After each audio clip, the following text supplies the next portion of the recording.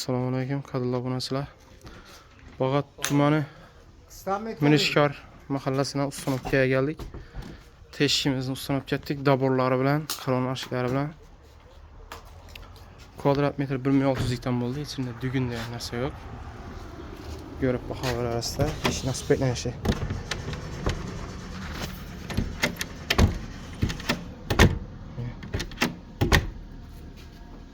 Oyma variantda bo'ldi.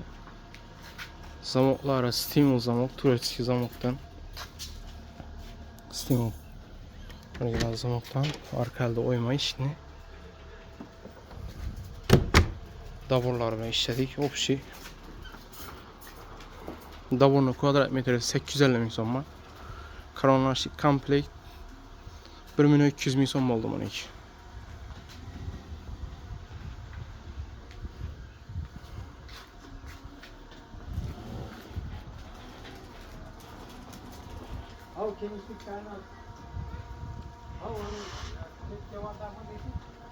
Görüp bakaverasizlar. Hozir o'ynayotgan fikrlarni bilamiz.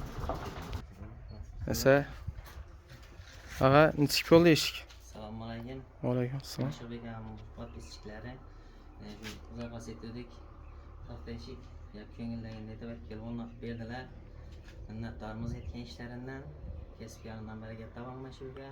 Rahmat. Ajoyib ko'ngildagini yo'lda undan ham ziyodroq.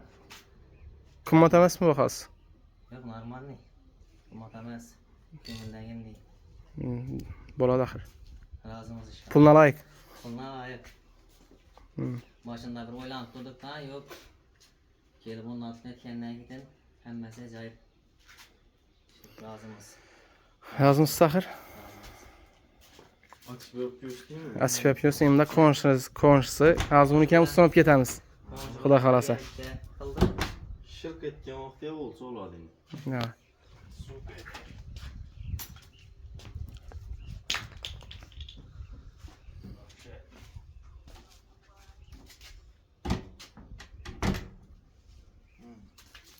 O'zingiz görüp bakaverasizlar. Yani konuşlar ham. Nazik konuşlardan keyin ustunib ketamiz. Xudo xolasa. Ha. 2 yol zakaz berdiler. Ajoyib zakon. Görüp bakaverasizlar o'zingiz. Hammaga rahmat. Fikrlaringiz olsa kommentga yozaveringlar.